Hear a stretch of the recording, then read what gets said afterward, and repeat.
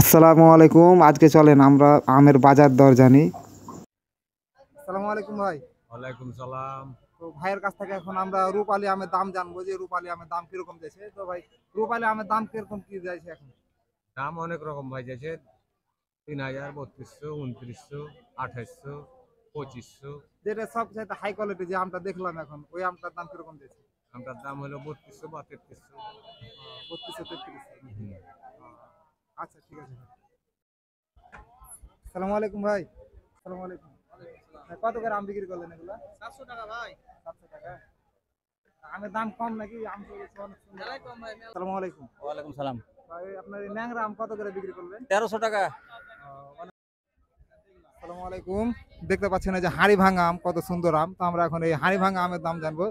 আপনার হাড়ি ভাঙা আম কত করে বিক্রি করলেন? আজ ভাই 1350, কাল বেলাম 2600। আজ দাম তাহলে কম। আর দাম কম।